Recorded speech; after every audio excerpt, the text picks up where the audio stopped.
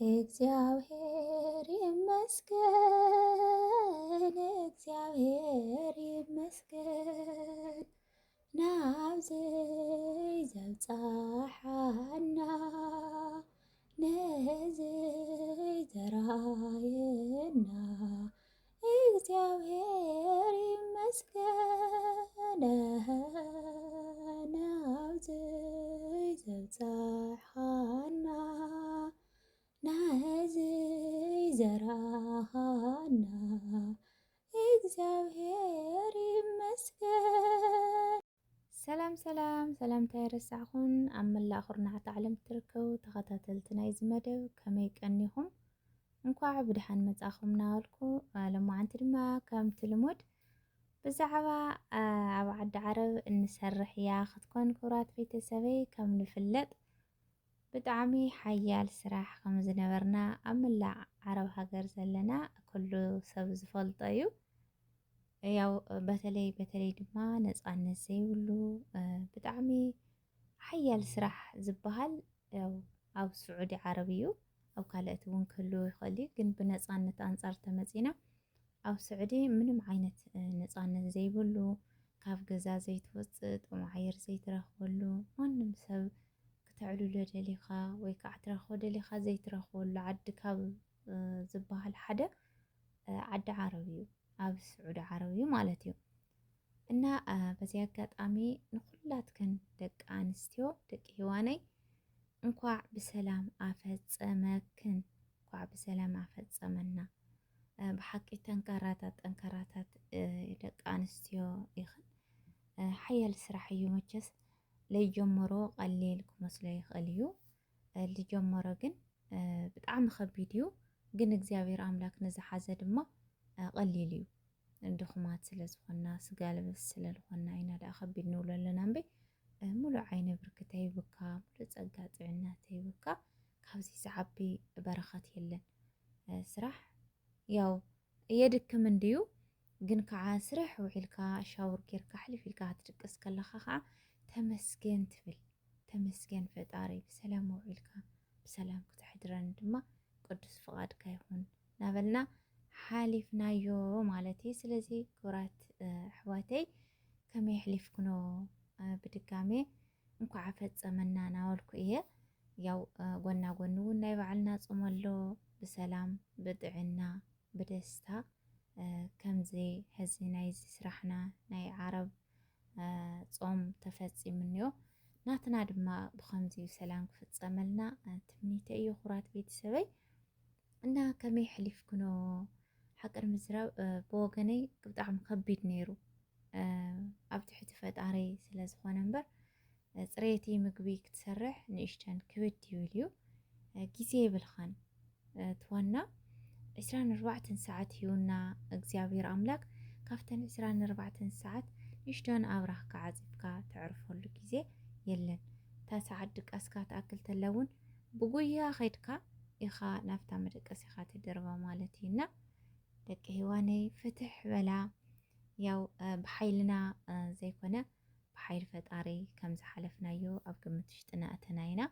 ያው ሰብ ሓይሊ የብሉን፣ እቲ ሓይሊ ዝህብ ጥበብ ዝህብ ትዕግስቲ ዝህብ ልኡለ ባህሪ እግዚአብሔር ኣምላክ እሞ ብድጋሜ ክብርን ምስጋናን ንዕኡ ይኹን እናበልኩ ከመይ ኣሕሊፍክንኦ ያው ምግቢ ትሰርሓለ እንታይ ዓይነት ምግብና ስራሕኽን ያው ፅሬት ዝኾንክን ከዓ ከመይ ነይሩ ብዛዕባ ፅሬትኽን ክቡራት ቤተሰበይ። ያው ብወገነይ ኩሉ ብጣዕሚ ፅቡቕ ደስ ብዝብል ያው ናይ ስጋ ድኻም እኳ እንተሃለወ ግን ብሕጉስ መንፈስ ሓሊፉ ማለት እዩ። ክብሪ ልመዲና ዓለም ይኹን። ያው ከምዚ ኢለ ዓመታ ኣበይ ክትሕልፍዎ ኢኽን እስኪ ኣብ ኮሜንት ፃሕፋለይ። ኣብ ስዑዲ ዲኽን ክትሕልፍዎ፣ ኣብ ዓድኽን ኣብዛ ቅድስቲ ሃገር ሃገረ ትግራይ ዲኽን ክትሕልፍዎ ኣብ ኮሜንት ስር ፃሕፋለይ። ኣነ እኳ ያው ብወገነይ ከምቲ ኣንሕና ንሓስቦ ዘይኮነስ ከምቲ እግዚአብሔር ኣምላክ ዝሓስቦ እዩ እሞ እቲ እንሓስቦ እቲ እንደልዮ ዘይኮነስ እቲ ዝሓስቦ እቲ ዝደልዮ ክህበና ትምኒተ እዩ። ግን ከም ዝምነዮ ከም ዝሓስቦ ባዕለይ እግዚአብሔር ኣምላክ ዝገብሮ እኳ ባዕሉ ዘለዎ እንተኾነ ከም ኣነ ድማ ዘቕምጦ ነገር እንተሃለወ ኣብ ቅድስቲ ሃገረ ትግራይ ከሕልፎ እየ ኢለ ተስፋ ይገብር። ኩራት ቤተሰበይ ንስኻትንከ ኣበይ ክትሕልፎ ኢኸን ማለት ሕዚ ዝመጻኸ ነጋሽ ክትልዋ ትኽእላ ከማይ ሓፍትኸን ጽባሕ ሎሚ ጽባሕ ሎሚ ናበልክን ክትከዳ እንዳለለኸን ግን ዘይከድክን እሞ ክንከዲና ኢልክን ተሓስባ ድማ ኣብ ዓድና ኢልክን ክትጽሕፋ ትኽእላ ኢኽን። ስለዚ ኣብ ኮሜንት ክጽበ እየ ናተይ ከምታ ዝበልክኾን ኣብ ዓዲ ክሕልፋ እየ ከም ፍቓድ እግዚኣብሔር ተኾይኑ ማለት እዩ። እስኽን ከዓ ኣበይ ከም ትሕልፍኣ ኣብ ኮሜንት ጻሕፋለይ እና ያው ስራሕ ከም ዝሓስካዮ እዩ። ስራሕ ክቡር እዩ። ዓብዪ ኣይብሊ ንእሽቶን ኣይብሊ ናይ ዓይነት ስርሑ ኣይገልጽ ጥራሕ ንኣኻ ንጥዕናኻ ልጻባእ ክኾን የብሉ ኣብዚ ሓደ ዓብዪ ፀገም ኩራት ቤተሰበይ እንታይ እዩ መብዛሕትኡ ጠጠው ኢልካ እዩ ዝስራሕ ማለት ኮፍ ኢልካ ትሰርሑ ነገርሲ ዶኖ በቃ እንዴ እንታይ ይህሉ ኮፍ ኢልካ ትሰርሑ ብዳዕረ መብዛሕትኡ ጠጠው ኢልካ ኢኻ ትሰርሑ ጠጠው ኢልካ ክትሰርሕ ከለኻ ድማ ናይ መገጣጠሚ ኣዕጽምቲ ፀገም ይፈጥረልካ ቃንዛ ይፈጥረልካ ከምኡ ድማ ሕቆ ብጣዕሚ እዩ ዝሕመካ ደው ክትብል ከለኻ ማለት እዩ እገርካ ታሕቲ መርገፂ እግርኻ ክስካብ ምርጋፅ ዝኸልአን ሰባት ኣለዋ ማለት እዩ መርገፂ እግረን ብሰንኪ ደው ስለዚ ያው ንእሽቶን ኣብ ሒቐ ምሕማም ኣነ ወላዓርሰይ ኣጋጢሙኒ ነይሩ እግዚኣብሔር ይመስገን ግን ያው ኣይትሕመኒ ኣይትብለይ ሕዚ ስድድ ስለ ዘብለካ ያው ድኽማት ስለ ዝኾና እምበይ እግዚኣብሔር ኣምላክ ገዲፉ ስለ ዘይገድፈና ያው ሓሊፉ ማለት እዩ እቲ ሓሊፉ ድማ ጽቡቕ እዩ ማለት ፈተና ኣብዛ ምድሪ ንደቂ ሰባት ተፈጢሩ እዩ ኣይኾነ ንሕናስ ኣዳሚ ሂዋን እውን ተፈቲኖም እዮም ማለት እዩ በዚ ብቐሊል ብኸምዚ ተይኮነስ በቲ ናይ ህይወት ፈተና ናይ ነፍሲ ፈተና ማለት እዩ ስጋይ ነፍሲ ስለ ዝኾነ እዚ ናይ ስጋ ቃንዛ እዩ ንእሽተን እዩ ማለት እየ ንስኻትንከ እንታይ ኣጋጢምክን ነይሩ ያው ክንሓፅብ ከለና ኢድና ብጣዕሚ ክስካብ ሕብሩ ዝቕየር ኢና ንሕፀብ ኣብ ፌስቡክ ገጽ እኳ ርአ ነይረ እዚ ቅድሚት ኣጻብዕታስ ማይ ነገር መሊኡ ማለት እዩ እግዚኣብሔር ኣምላክ ፈውሲ ምሕረት ይለኣኸላ ከምዚ ዓይነት ኣጋጣምታት እውን ኣሎ ኢድካ በቃ ብጣዕሚ ዝቕየር ክሎር ሳሙና ገለ ስለ ትጥቀም ብጣዕሚ ኢድካ ዝቕየር ኣብ ከምዚ ኩነታት ከ ያው እግዚኣብሔር ኣምላክ ዶ ሓጊዝክን ፈተና ኣየጋጠመክኒ ወይስ እንታይ ዓይነት ፈተና ኣጋጢሙክን ኣብ ኮሜንት ጻሕፋለይ ኣነ እታ ዘጋጠመትኒ ንእሽተን ናይ ሒቐይ እንትን ኢላትኒ ነይራ ንእሽተን ማለት እዩ ማይ ውዒላ ገበርኩ ገለላ ገበርኩ እግዚኣብሔር ይመስገን ብምሕረቱ ብተረዳኢነቱ ብቸርነቱ ያው ጽቡቕ ኮይነ ጽቡቕ ኣለኹ ሕዚ እውን ማለት እዩ ንስኻትን እንታይ ከም ዘጋጠመክን ኣብ ኮሜንት ጻሕፋለይ ይደጋግሞ ኣለኹ ትዘረባ እና እግዚአብሔር ይመስገን ያው በሰላም ተፈጺሙ ያው ከምዚ ለዓመታ ድማ ኣፍታ ቅድስቲ ሃገርና በተለይ ብዙሕ ግዜ ልገበርናስ በቃ ይምነ መቸም ከማይ ትምነያ እውን ብዙሓት ትህልዋ ኢኸን ኣይኣክል ስደት ኢልኸን ጸር ዝበልክን ከማይ ሓፍትኽን ብዙሓት ከም ትህልዋ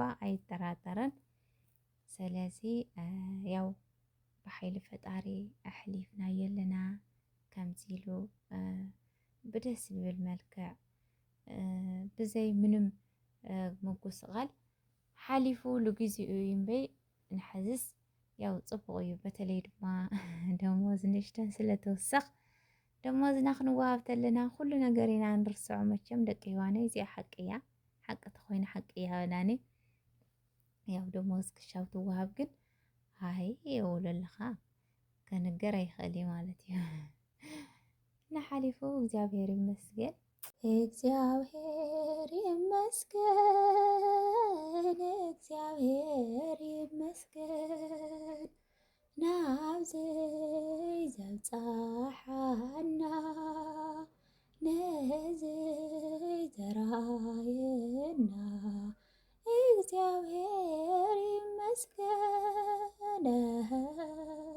ናብዘይ ዘብፅሓና ናህዘይ ዘራኻና እግዚአብሔር ይመስገን እግዚአብሔር ይመስገን እግዚአብሔር ይመስገን እግዚአብሔር ይመስገን እግዚአብሔር ይመስገን ናብዘይ ዘብፅሓና ነዘይ ዘራኻና እግዚአብሔር ይመስገን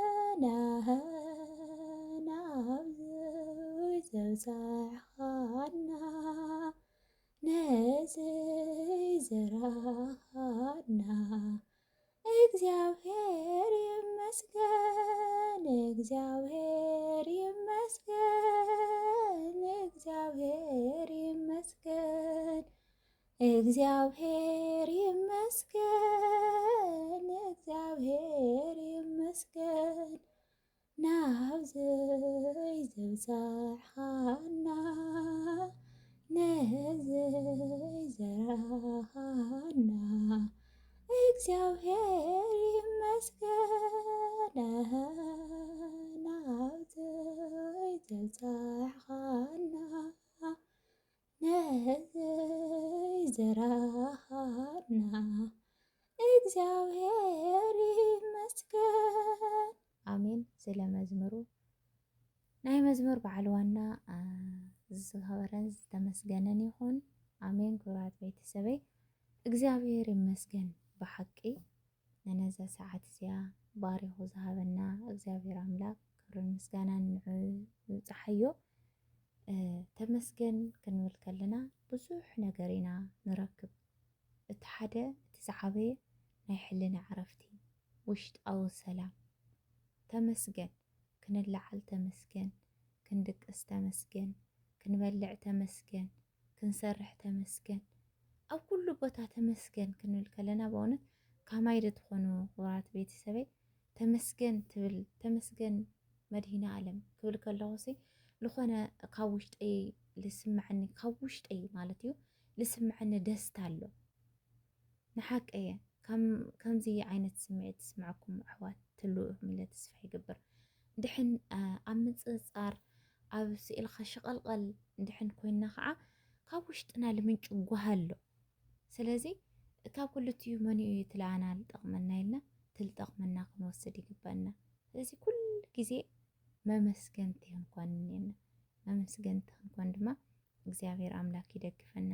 ክቡራት ቤተሰበይ ተመስገን ንበል ኣብ ዝኾነ ይኹን ቦታ ተመስገን ዓባይ ፀጋ እያ።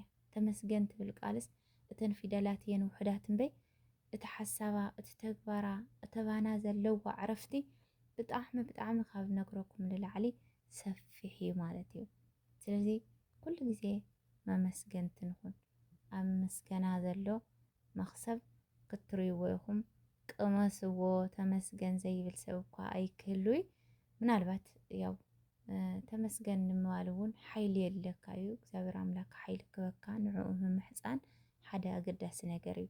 ተመስገን ክትብል ካብ ዜሮ ተላዒልካ ስኢልካ ተመስገን ክትብል ኣይትኽእል። ሓይሊ የድለካ እዩ ተመስገን ንክትብል እውን ማለት እዩ። እና መመስገንቲ ንኹን ክቡራት ቤተሰበይ። ኣኾነይ ብስራሕ ድኻም ኣኾነይ ላተንቀሳቐስና ያው ኣብ ኣፍ ዓሳ ኣብ ከብዲ ዓሳ ኮይኖም የመስግኑ ነይሮም እዮም። ኣብ እቶን ሓዊ ኮይኖም የመስግኑ ነይሮም እዮም። ብዙሓት ቅዱሳን መላእክቲ ለኣና መምሃሪ እዮም። ያው እዚ ተፅሒፍልና ዘሎ ካፍቲ ላፍቲ ኮይኑ ዕላለይ ክቡራት ቤተሰበይ ሎማዓንቲ ተዋና ኣርእስቱ እንኳዕ ብሰላም ኣፈፀመና ደቂ ሂዋነይ ካፍቲ ሓያል ስራሕ ማለት እዩ። እንኳዕ ኣፈፀመና ናፍቲ ናይ ባዕልና ናይ ብርሃነ ትንሳኤ ድማ ብሰላም ብጥዕና የብፅሐና፣ ጾምና ብሰላም የፈፅመና። ክቡራት ቤተሰበይ ልማዓንቲ እዚኣ ነይራ። ብካልእ ኣርእስቲ ካሊእ ግዜ ክስካብ ንራኸብ ሰሰናዩ ንኩሉ ወዲ ሰብ ይኹን።